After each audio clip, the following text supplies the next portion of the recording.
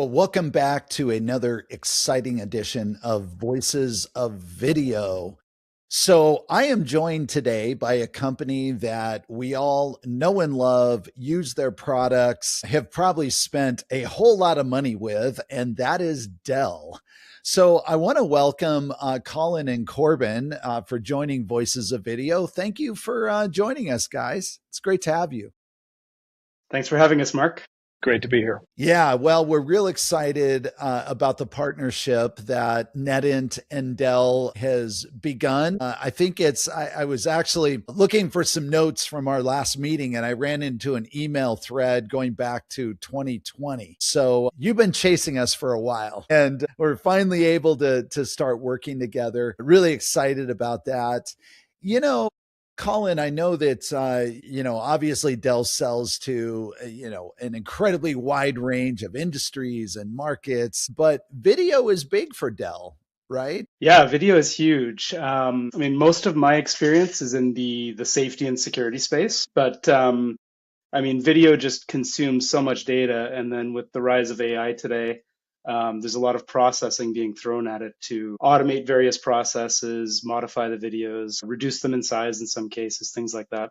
That's And right. so it's really a very big business for Dell. Sure it is, and as I referenced, we started our conversations, going back now nearly 6 years ago. And obviously Dell was always on a short list of partners, but a lot of it just came down to routinely the largest broadcasters, the largest streamers, the largest video platforms, social networks were saying, hey, we need you to be working with Dell, or we're going to install your VPUs, in Dell servers. So, we see it everywhere, every data center that we visit. So Dell needs no introduction in terms of who the company is, but I think it would be helpful to start our conversation with, what is Dell focused on today? Where's your product roadmap? How does that fit into somebody who's implementing VPUs? And, just give an overview because maybe not everybody is familiar, or maybe they know Dell from 5 or 6 or 7 or even 10 years ago. So where is Dell today in terms of your products, your product focus, and especially in the video market, if you can be that specific? Sure. So I can start. I think the simple answer is that Dell is everywhere, right? So we've really got a huge portfolio. I'd say that a major focus for the company right now is artificial intelligence. That's a big part of where we're seeing the growth, but video as well, right? So as you referenced, 80% of the traffic on the internet is video. And so obviously that's also a focus for us. Yeah, I'd say I think the trajectory of our relationship, timeliness is the word that comes to mind, right? And so when we started working together 6 years ago, I don't know that the enterprise quality that Dell provides was what the market was looking for. But as AI, to Colin's point, has risen and video is the new data on which we're training models, that's exactly what people are looking for. And our portfolio, not to pat myself on the back a little bit, but we're number one in the world across servers, storage, networking, our relationships with Intel and NVIDIA. We're their largest single vendor. And so we have optimized solutions ideal for this space, but the core of Dell around our supply chain and our configurability allows us to consistently build solutions tailored to the video space and then support and deploy those in a global fashion. And that's what we're continuing to do and to innovate, knowing that this market is continuing to expand at multiples of the traditional IT growth space. Yeah. Yeah, there's certainly no doubt that, there's a really interesting trend. And I think, you did hit on something because I'm reflecting on, some of those early conversations where we were talking about even machine configurations, server configurations. And, the world just looked different in the data center 5 years ago. It's not that accelerators weren't used in the data center, but they were far less common. Everything was more around traditional compute architectures, right? And now there is so much dedicated silicon and proprietary silicon, whether it's for video like VPU, whether it's for AI. Obviously, GPU is, the overwhelming topology that's in use, but there's even a lot of dedicated, TPUs, and there's things that are coming too. I'm just curious if you have a comment on that, because you're there, right? You're getting these requests from customers for perhaps server configurations that have, a different mix from, say, what you would have brought to market 5 years ago. So let me jump in there real quick, and I know Colin's got a couple comments here. I think it's really interesting how the GPU market has done so well over the course of the past couple of years, but it's not purpose built for the models. It just happens to be good at it. That's right. Versus the VPU is optimized. And so the constraining factors that we're seeing now around power and cooling, ability to deploy at scale inside and including out to the edge, and in a footprint that consumes power in a manner that we can manage, having a relationship here with the VPU that's optimized for this, we can do more in a smaller footprint, I think is really timely, and it speaks to the relationship that we forged in our continuous efforts to provide a solution that is right for the both of us. Colin, what would you add to that? I was going to say much the same thing. I mean, across all types of computing today, one of the main challenges that customers are facing is one of density and efficiency, because companies have run out of data center space. Computers are a bigger part of pretty much every company's value chain in terms of producing the value that they sell. And they're running out of data center space. And so great, you build more space and then you realize I've also run out of power. I need to connect that data center to power. And so doing things more efficiently, more densely, and then being able to manage that infrastructure, because we're not necessarily hiring new teams to manage all of that infrastructure. We're trying to do more with less, right? So management at scale is also kind of a big part of the game today. Yeah. I'm curious, what is Dell's role in this whole power issue and this whole race to higher densities? What is Dell's role there? Because it strikes me that we talk about the power shortage, and how power is like the new gold. Energy is really, it's the new gold. It's so precious. And yet, Dell's building servers, right? And those servers consume energy. So, are you then looking at your new generation, next generation products at making them even that much more power efficient? Are you sort of just beholden to, ultimately the processor, the chip vendors, NVIDIA, NETINT, Intel, AMD, et cetera? Or, what's your role there is really my question in this challenge, of power and density. Super timely question. And this is a tremendous area of focus and development and technological growth within Dell and within an ecosystem of partners that we work with closely. So you'll see significant releases on Dell IP for power and cooling. So we feel like air is still right for most people, but the workloads, the TDP thresholds for processors and higher end chips and applications are growing. And so we need a variety of rear door heat exchange, improved high efficiency fans, including directed chip liquid cooling, and more niche offerings for that based on individual compute environments, right? Again, because we are so large, we have to have a flexible consumption model that allows for customization in there. So Mark, super interesting point, because that is in every conversation, including on data centers and construction, made the State of the Union address in terms of how are we going to drive efficiency here so we don't put ourselves into a deficit from a perspective of generation. Colin, what would you add? I would add that another focus is just, careful design. And this is, I think, always been a focus for Dell, but careful design of the server, of the equipment to really optimize for those thermals, right? Because that is being able to fit that much processing power into a 1 RU chassis or a 2 RU chassis, depending on the case. It's not easy, right? There's a lot of engineering that goes into that. And I think that's not a new focus for Dell, but it's certainly a continued focus and something that we're proud to be very good at. Yeah. Yeah. Well, this is a focus for us as well. And obviously, one of the massive advantages of an ASIC is extremely low power consumption and a whole lot of compute. So like watts per stream, or actually it's fractions of watts per stream is a big deal. I was just on a call with, a very large platform a couple days ago. And our power envelope for the T1U, is around 17 watts. The add-in card version, it's a single chip product, is like 20 watts. And that's for, 32, 1080p, AV1, encodes at very, very high quality, or HEVC or H.264. So a range of codecs. And this customer said, okay, that's great, but what can you do for 10 watts?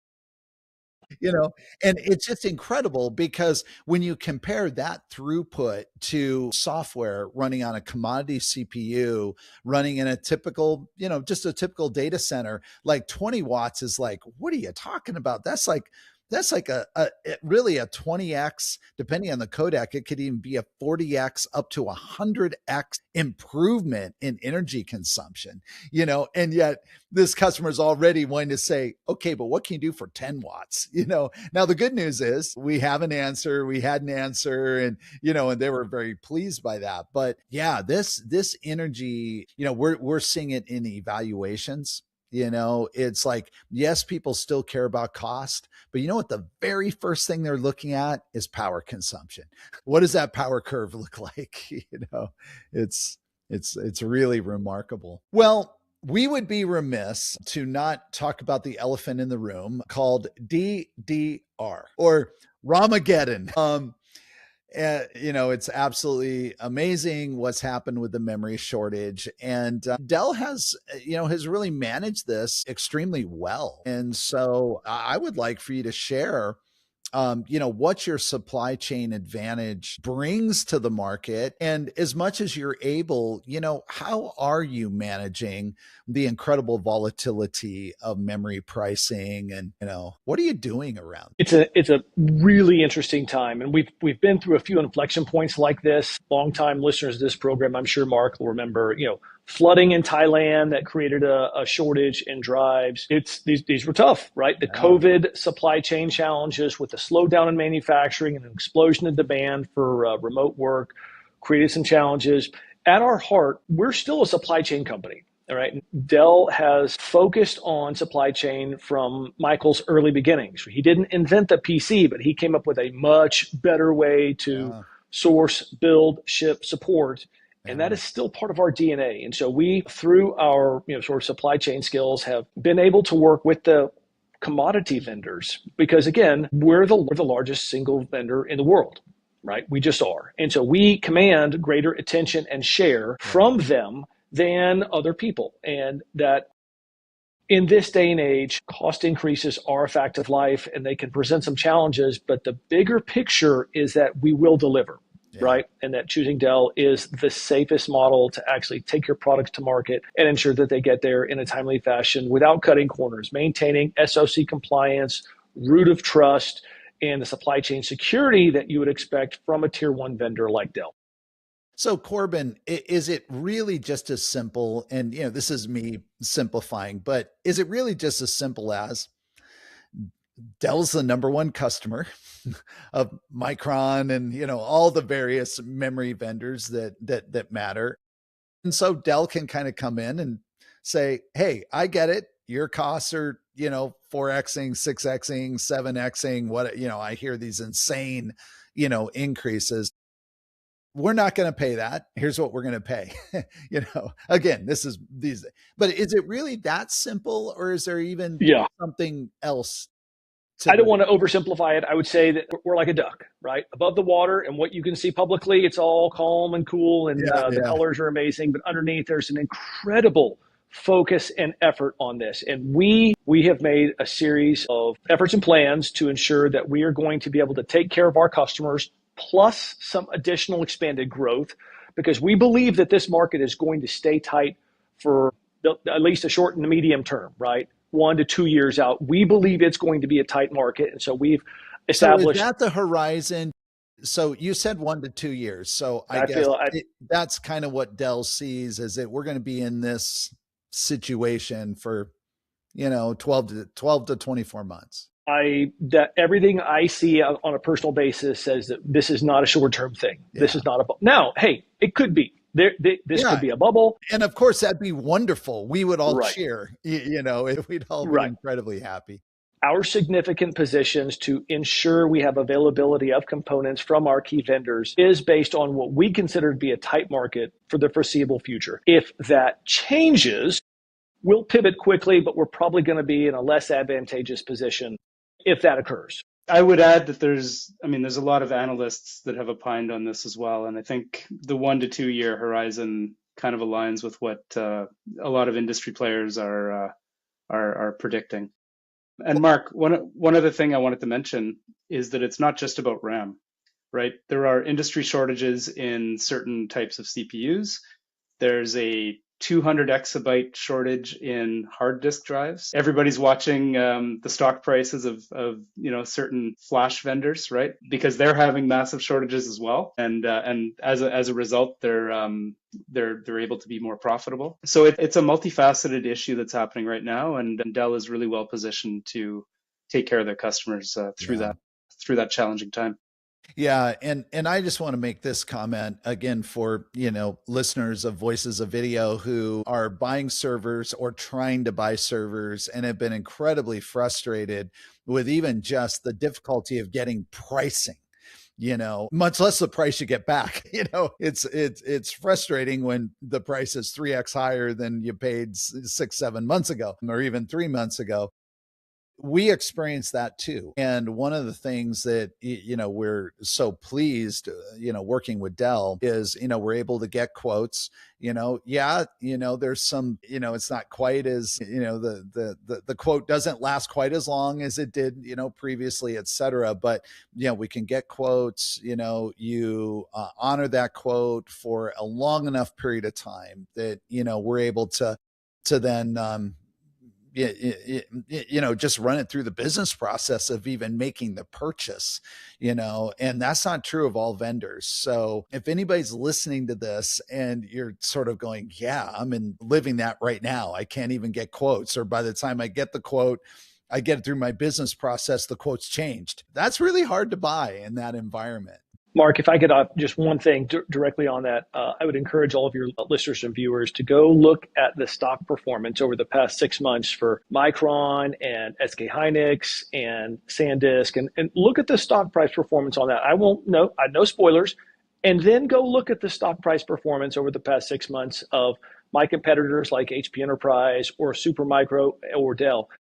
And you'll see who is reaping the benefit of this market dynamic. Newsflash, it's not us, right? Yeah, exactly. Well, let's talk about, the VPU has really reached an inflection point, about the beginning of last year. The market finally tipped where, the old paradigm of encoding using software on commodity CPUs. And when I say commodity CPUs, I just mean, I'm not talking about like, COTS hardware. I'm talking more about x86, or even ARM based, but largely x86. The market tipped where people went, this is not sustainable. It's not sustainable from an energy use perspective. It's not sustainable from a cost perspective. There's a whole lot of limits, and just the sheer volume of video was just overwhelming. It just did not make sense to do it on CPU. So good news for NETINT is that has moved largely to the VPU, not fully to the VPU. There's still applications where those GPUs that still have a video IP core, which are becoming fewer and fewer. And there's a few other chip architectures, but largely the VPU, it tipped. So that's great.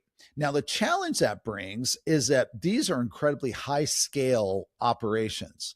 So, it's well known that, there's one platform out there in the world that, the rumors are and the public disclosures are they could have as many as 80,000 servers, processing video or doing some sort of function to deliver video. That is hard to manage. And so I would like you to talk about, Colin, maybe you can, give some insights and share what Dell is doing, and, Corbin, jump in too. How does Dell manage these large fleets? Because you're the largest OEM, for data center hardware. So you must have a solution. How do you do it? Yeah, I mean, there's many aspects to the answer, right? I mean, starting from global professional services organization, we take care of the deployment. So time to value for these customers is very, very important. So being able to get the hardware and then have it deployed by Dell in a professional manner according to all the best practices, and doing that wherever they need it done, right? They might have installations here in the US, they might have installations elsewhere in the world. Being able to follow that same process wherever they are is a key thing. And these are sort of like remote hands type situation where I don't have to have someone who works for my company out in a data center in Frankfurt because Dell already has a team deployed. Is that what you're talking about? That's exactly right. Yeah. And then taking that to the support experience, being able to deliver a consistent support experience across most regions of the world. There are certain regions where there are fewer offerings, but in all of the major markets, we're able to offer, if you want it, 4-hour response time. So if a hard drive fails, we have those hard drives nearby. We can replace them very, very quickly. And then there's the question of management tools. So when you have 80,000 servers, how many people do you have managing that fleet of 80,000 servers? It's probably not, 80,000 people. So you need the right tools to be able to, for instance, perform the firmware updates across the entire fleet, do that efficiently. And firmware updates, I mean, it sounds simple, but they're super important and they happen pretty frequently because security forces us to stay up to date on those things, right? Yeah. Sorry, I don't, but it's an important point that I want to jump on with what you just said about managing firmware updates. So another thing that we had to educate the market on is that unlike really every other ASIC that came before for video that was truly fixed function, it did what it did when it came out of the fab and it could basically never do anything more. One of the major advantages is that through firmware, we actually can make major upgrades to the rate control mechanism, to many, many core aspects of how that video encoder works. Now, that's a really big benefit because it means, like in the case of our current generation, we actually improve the HEVC performance, meaning the efficiency, like from when it first shipped to now. I think we're now coming up on almost 20% improvement in bitrate efficiency, which is huge. It's actually, for hardware, it's unheard of. But what it means is you have to update the firmware on maybe certainly hundreds, thousands, even tens of thousands. We have customers with tens and tens and tens of thousands of these deployed. That is not a trivial task, to do that and do it in a working system that's in production, So I also, just want to highlight that, this whole thing, anybody who's listening, who's in operations already knows this, but if someone's not in operations, I don't think anybody would think firmware updates is not trivial, but this is a big deal and it's really critical because these are enhancements that can improve the quality of the video service. Yeah, and I think one other aspect that we could talk about is supply chain security, right? Which you might think that's unrelated, but if you're installing, deploying 80,000 servers, and if there's a 0.1% chance that one of those servers that you're deploying is compromised, right? It only takes one to provide an entryway into your entire deployment. So being able to have that trust that the supply chain that you're using is secure, and Dell ensures that security all through not only our facilities but also our partner facilities, our supplier facilities, to make sure that we don't let that happen. So I think that's an important point to raise as well. I'd be remiss if we didn't touch briefly on the Dell automation platform and our native edge solution. So building upon Colin's comments there, It is a, sort of ability to deploy, including to dark sites, and activate solutions that are automatically authenticated, including down to the build and the component. And then it's a whitelisted level of applications and virtual machines that are pushed out there, including proactive patch management, firmware updates, BIOS revisions, all through a single pane of glass for, a one-to-many solution. So we talk about some of the server architecture and how we have BMC and iDRAC ability for remote management and full console redirect. But to do that across scale, that really is unlocked through our Dell automation platform and our native edge solutions. Yeah, it's great. Well, I definitely wanted to give you a chance to talk about that because, that is critical. NETINT, we have customers of all shapes, sizes, types. So, not everybody is running these massive, massive fleets, but more and more that is what we're seeing. We're seeing deployments that are just at scales and they are truly global because these are largely global video services. So, it fits well. It fits very well with our relationship and what we're doing. Yeah. I think a good place to kind of bring at least this conversation to a close. I'm sure we'll have you back on, have some more things to talk about.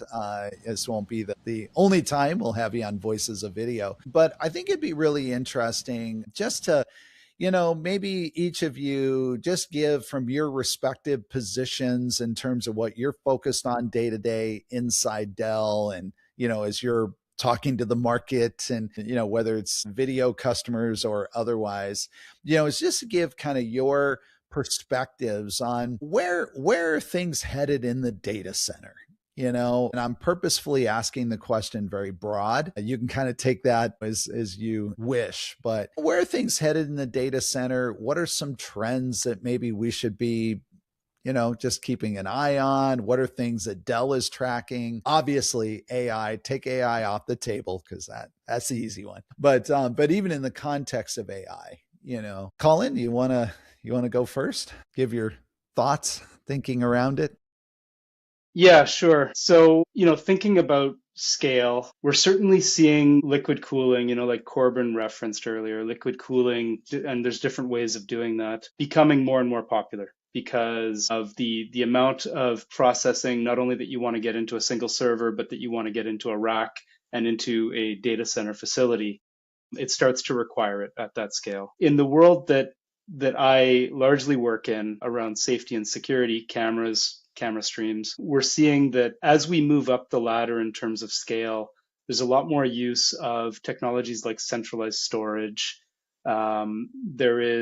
There becomes a need to leverage technologies like the VPU to be able to do things more efficiently, right? To be able to manage it more efficiently, to be able to process more streams in a single box, and maybe reduce that video's size to be able to store it more efficiently and at less cost. So these are things that I'm seeing, and I'm sure Corbin has a wider view. Yeah, I think it's interesting. I think the data center is an interesting concept because the video is becoming the new data source, right? And as we capture video from new sources and new applications and what we do with it and how we train models, right? And I don't think the large language model training craze goes on forever. I think it diffuses itself and models get better and they're tuned based on the video data.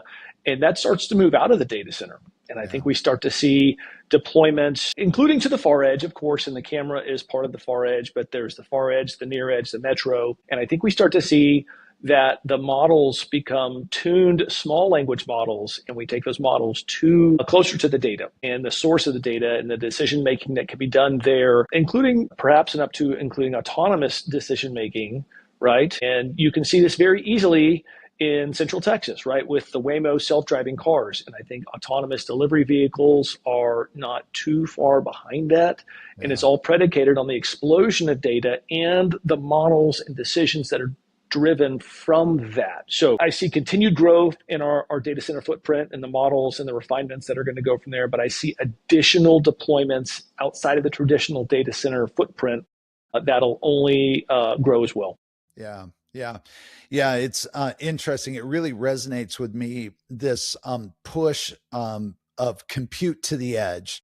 And I like how, we've been talking about the edge for years, right? I mean, literally for like 15 years, I think, the edge as if it's, it's a place, but, there's the, like you said, there's the, I think you said the far edge, or I don't remember what you called it, but in the camera, and then you sort of back up. But the whole thing, and this is certainly what we're seeing at NetInt, in terms of the way video platforms are being architected, is that first of all, with very, very, very efficient silicon, now it's actually possible to truly deliver a one-on-one customized video stream for each viewer. Previously it just wasn't. Economically, you couldn't get enough power, you just couldn't get enough machines. Now you can do that. And then as soon as you start moving all of this, this dedicated, this purpose-built compute, or this ultra efficient compute at the edge, wow, suddenly it just opens up an explosion of of applications that previously just weren't possible, and so and yet the machines are going to be, they're going to be different form factors, they're going to be, the architectures are going to look different, but it's just a super exciting time to be in compute. Mm-hmm. And you guys are even, you're at ground zero, literally working for Dell, but we have a view, as NetInt, and wow, I don't know, it's really an exciting time to be doing what we're doing, and we're happy to be partnered with Dell on the journey. Yeah, thank you. Yeah, good. Well, guys, Colin, Corbin, wonderful conversation. Thank you for joining us. And I do look forward to doing more of these. And in the meantime, everybody knows how to find Dell, and obviously in terms of the Quadra video servers, if anybody's interested in looking at what we're doing with Dell, then you know how to find us as well. So thank you for listening to this yet again an exciting episode of Voices of Video. We hope you found it interesting, instructive, insightful. And if you're interested in coming on the show, or you feel that somebody, if you do know somebody who has something interesting to say, something they're working on, something they're doing in the area of video, doesn't have to be only, NetInt centric. It could be in a lot of different areas of video. I am extremely interested to get practitioners on, showcase what you're doing, and let's see if we can keep innovating. All right. Thank you. Thanks, Mark.